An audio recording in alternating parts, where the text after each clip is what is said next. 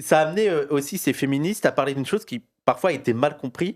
C'est une revendication qu'elles ont portée, vu que c'était un travail, c'était le salaire. Ouais. Le salaire Au travail ménager. au travail ménager, au travail domestique. Ouais. Et la critique qui était souvent faite, c'est ah mais là vous allez entériner l'idée que Ouais. elles sont faites pour ça. Qu'est-ce Ouais. que Alors déjà, conseil Le de lecture, le livre de Louise Toupin, publié aux éditions Remue Ménage, qui est sorti, je pense bien, en 2014 maintenant.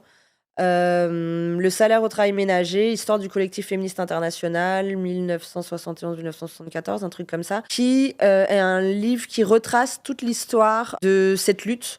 Donc, du collectif qui était monté donc, par Federici, Fortunati, Dalla Costa, etc. Elles, ce qu'elles répondent à ça, c'est que, mais en fait, on est enfermés chez nous déjà, Oui, c'est déjà et ça. on n'a pas de sous. Et au contraire, si on a des sous, on pourra plus facilement sortir de la maison que si on n'en a pas. Et ensuite, par ailleurs, pour elles, cette sorte de salaire, c'était une perspective politique plutôt qu'une revendication. Certes, elles auraient pris l'argent s'il était, Oui. mais le but, C'était c'était peu réalisable. voilà. Le but, c'était principalement d'avoir un mot d'ordre qui parle à tout le monde, parce qu'en fait, toutes les meufs, tu leur dis tu veux de l'argent pour faire ce que tu fais déjà gratuit, en fait, elles vont prendre l'argent, tu vois. Ouais. Et un mot d'ordre qui permette justement de nommer comme travail. Parce qu'à partir du moment où c'est un travail, tu peux le refuser aussi, tu vois, plus que quand c'est une essence, etc. Alors, c'est un travail dur à refuser parce qu'il y a des vies qui en sont directement dépendantes, donc ça me permettrait aussi de montrer ça. Mais c'était surtout un mot d'ordre de lutte pour ceux qui ont regardé ou qui regarderont donc l'émission avec la bande à Davidé, qui parle beaucoup de Tronti, ouvrier, capital, etc.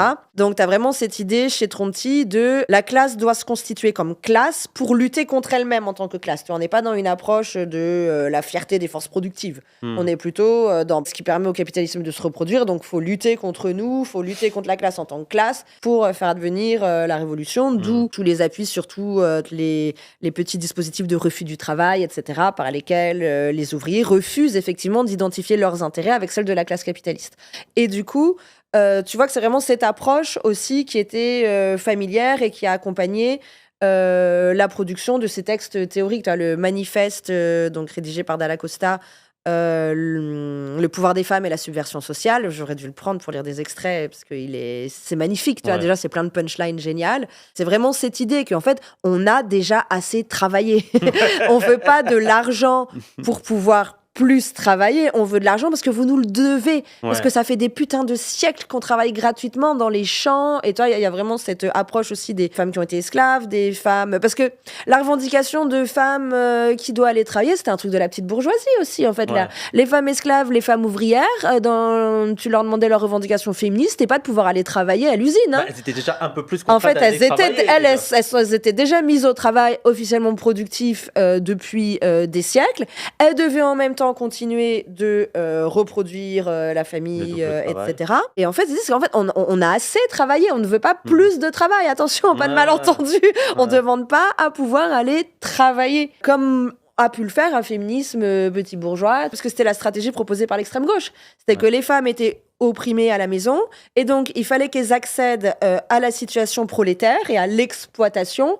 Et c'est à partir de cette condition d'exploiter qu'elles pourraient lutter pour leur émancipation. D'accord. Ouais. Donc, il fallait d'abord passer par l'usine pour vraiment travailler, pour ensuite pouvoir participer à la lutte. Et elle disait, mais en fait, on n'a pas besoin d'aller à l'usine, parce que du travail, déjà, on en déborde, en fait, on travaille. Ouais. Et du coup, ce que ça a apporté, c'était, on n'a pas besoin de rentrer à l'usine pour pouvoir lutter. On fait déjà partie de la classe ouvrière. Ouais. Alors que dans les approches gauchistes traditionnelles, les meufs n'étaient pas dans la classe ouvrière. Oui, ça se fait par le travailler à l'usine et tout. Voilà. Et là, elle disait, en fait, on est déjà dans la classe ouvrière, et y compris tous les sans salaires. Selma James, notamment, a beaucoup travaillé sur cette approche des sans salaires, donc y compris dans les zones colonisées, etc., tu vois, où il y a cette idée de un peu classe ouvrière mondiale, où il faut qu'on refuse, en fait, que cette division entre salariés et non-salariés, c'est aussi une stratégie de la classe capitaliste pour diviser les travailleurs entre eux, entre ceux qui ont un salaire et ceux qui en ont pas, parce que du coup, ceux qui ont un salaire disent à ceux qui n'ont pas de salaire, mais vous n'êtes pas des vrais travailleurs, venez d'abord gagner de l'argent comme nous avant de vous battre. On voit aujourd'hui Roussel. Voilà. Non, mais toi, c'est ça, en fait. Ouais. Et elle, leur truc, c'était, mais en fait, ce qui te différencie, c'est qu'on n'a pas d'argent, c'est qu'on on n'a pas un salaire, mais le travail, on le fait déjà. Et c'est pour ça que, par exemple, pour Federici, parmi les premières femmes, parmi les premiers groupes qui ont lutté pour elle, qu'elle a reconnu comme lutter pour le salaire au travail ménager, elle disait, les groupes de femmes noires qui revendiquaient les allocations familiales.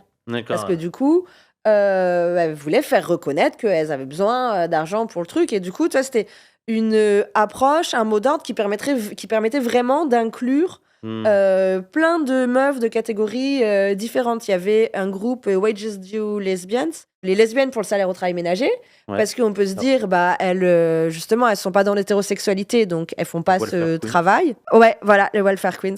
Et elle disait que, en fait, si, parce que justement, nous, parce qu'on a refusé de faire ce travail gratuitement pour les hommes, on y a assigné sous d'autres formes, parce que les métiers qu'on va trouver, en fait, on va nous refaire, on attend toujours quand même plus de sourires de nous, blablabla.